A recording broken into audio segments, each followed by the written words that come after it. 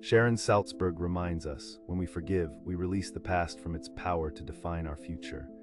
Forgiveness isn't about condoning, but about liberating ourselves from lingering pain.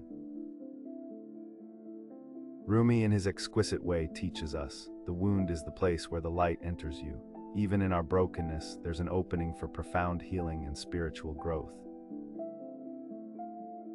Pema Chodron suggests, forgiveness is an act of self-kindness as much as it is an act of compassion for others. It begins with acknowledging our own suffering and extending grace to ourselves. As an ancient proverb states, it takes a great deal of strength to forgive, but even more to forget. True healing often involves accepting the memory without letting it control the present. Khalil Gibran observed, out of suffering have emerged the strongest souls, the most massive characters are seared with scars. Our deepest wounds can become sources of unique strength and empathy.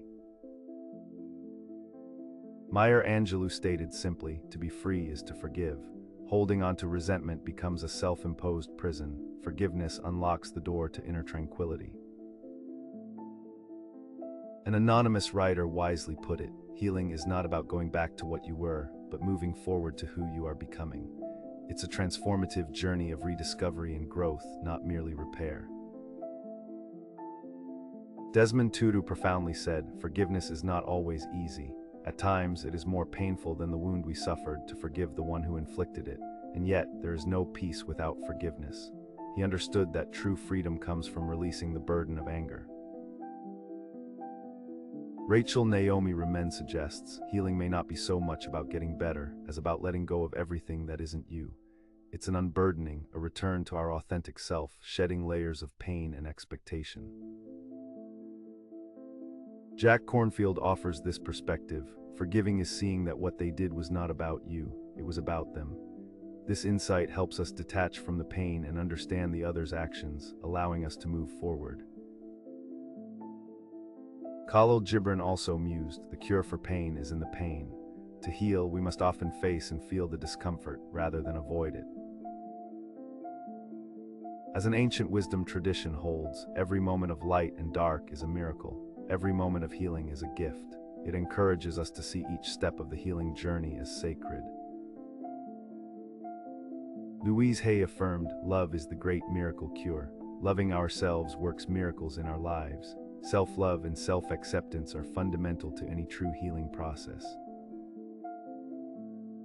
This anonymous wisdom states, the first step to healing is to admit the wound, the second is to forgive yourself for having it.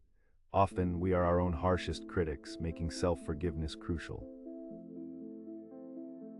An insightful contemporary thought suggests, healing isn't linear. It's a dance between acceptance and striving, between letting go and holding on. This reminds us that healing is a complex, often messy, but always human journey. Michael Bernard Beckwith teaches, when you forgive, you heal your own anger, and you heal the anger of the world. Forgiveness extends beyond the individual, creating a positive impact on the collective consciousness. This reflection offers, to forgive is to make peace with the fact that things did not go as we hoped. It's about accepting reality and releasing the attachment to an imagined outcome. A contemporary insight suggests, true healing begins when we dare to feel everything we've been running from. Confronting our pain, rather than suppressing it, is often the first step towards recovery. Oprah Winfrey once said, forgiveness is giving up the hope that the past could have been any different. It's an act of acceptance that frees us to live in the present. A profound spiritual teaching suggests, healing is not about being cured, but about becoming whole. It implies a journey of integration, embracing all parts of ourselves, including our past wounds.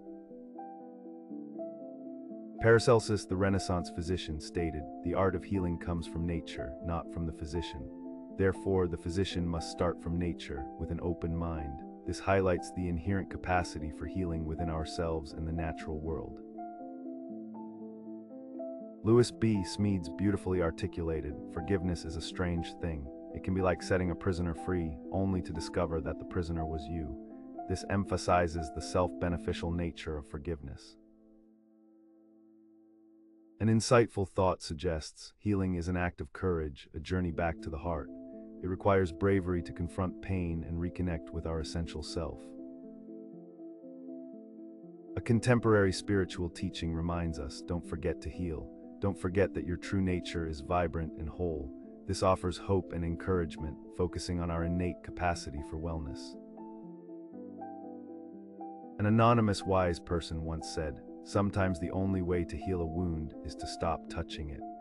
This metaphor beautifully illustrates the need to let go of obsessive rumination to allow true healing. John Vance Cheney wrote, "The soul would have no rainbow had the eyes no tears." Our tears and struggles contribute to the beauty and depth of our spirit, just as rain creates rainbows. This poignant advice offers, forgive yourself for not knowing what you know now. It's a powerful call to self-compassion, recognizing our past actions were based on different levels of awareness. A practical wisdom states, healing is a progressive process, not a sudden event. This normalizes the journey, emphasizing patience and perseverance as essential elements. Mark Twain profoundly observed, "Forgiveness is the fragrance the violet sheds on the heel that has crushed it." This powerful imagery speaks to the transformative and redemptive power of forgiveness, even in the face of harm. Though often attributed elsewhere, this sentiment reflects a profound Buddhist teaching. Holding on to anger is like grasping a hot coal with the intent of throwing it at someone else. You are the one who gets burned. It highlights that resentment primarily harms the one who holds it.